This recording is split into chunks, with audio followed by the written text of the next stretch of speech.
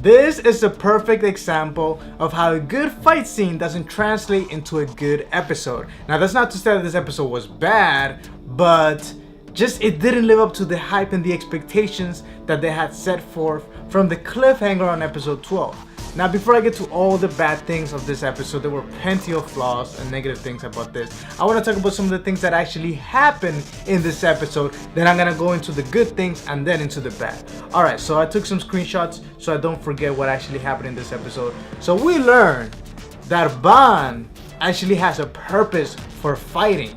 A really good purpose, similar to the way King wants to fight for Elaine, but this Ban is just taking it to the whole new level. He said he wants to save the kingdom so he can take the reward that's underground. It's called the Horn of Ser Nunos, stored in the kingdoms underground.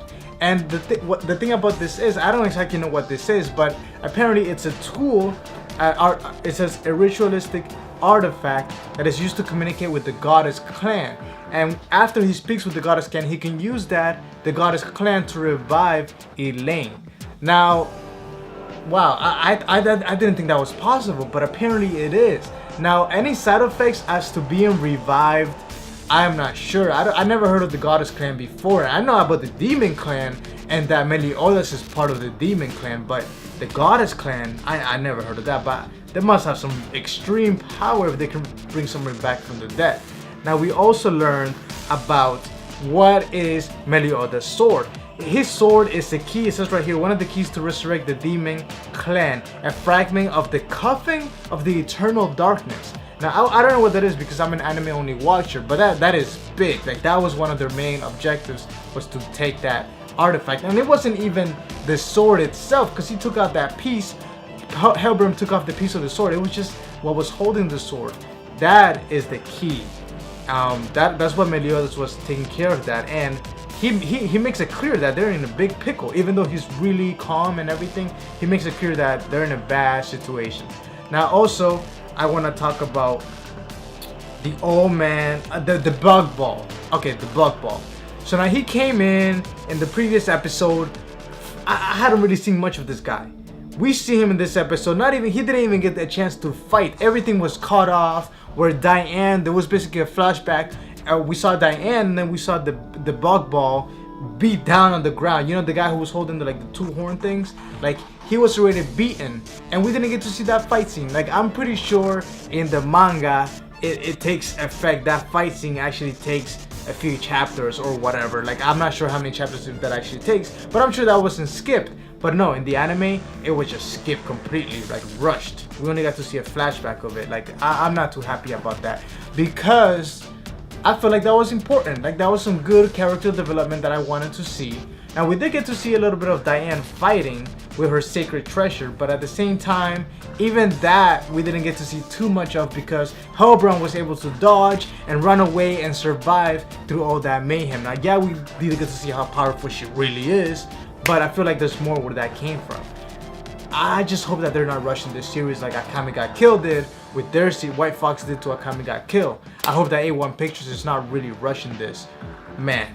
Now, in terms of some of the other good things that happened, so those are, oh, and lastly, after the episode, at the very end, we have Princess Margaret. Now, Princess Margaret, I believe she's the mom of Veronica and Elizabeth, because when Yo Thunder told her, like, Veronica's dead, she was really mad. Now, apparently she's being kept prisoner, and she hates the Holy Knights. She really does. She's siding with the 7 deadly sins, but they're keeping her prisoner, and they're making life hell for her. Like, damn, that came to a surprise to me. But at the same time, I'm not quite surprised, because I know there's a lot of corruption within the Holy Knights, and even internally, the Holy Knights are not 100% unified. There's like actually two like divisions of them. So it's gonna be really interesting to see. Now, I want to talk about Helbram versus Meliodas. Now, Helbram is actually really strong. Oh, Helbram, I don't even know if that's how you say it. He's really strong character. The only reason he was able to fight against Meliodas was because he was getting powers from other people. In particularly, Hendrickson was able to give him his own powers, and with one blow, he was able to defeat Meliodas. Now, the thing about Meliodas is, I expected more. I really did.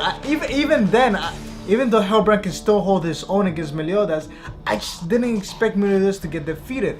Sure, he couldn't use his full counter because he's not in control of himself, therefore he wasn't able to use his full counter, but still, the fact that he was able to cut off Giller's arm just like that without in the less than a blink of an eye, he should have been able to defeat Helbram, but apparently not. He wasn't able to. So Jericho, like her drinking the demon blood it's completely insignificant compared to the power that Meliodas has, and that's not even his full form. Meliodas is able to go into a higher form and get even greater power. Even without his sword, he was able to take a little stick and just completely cut through boulders and earth. Like, wow, he's really strong. Now Ban has a deep concern for Meliodas. He really does, because he doesn't want to believe that Meliodas is fully a demon, like the demon that took the life of his lover. He doesn't want to believe that. He refuses to believe that. So he was even willing to punch King because King was talking about it. He's like, don't you dare talk more about this. So yeah, I mean, I have a feeling that Meliodas is actually part of that clan, but Ban refuses to believe it. He doesn't want to believe that that's the case.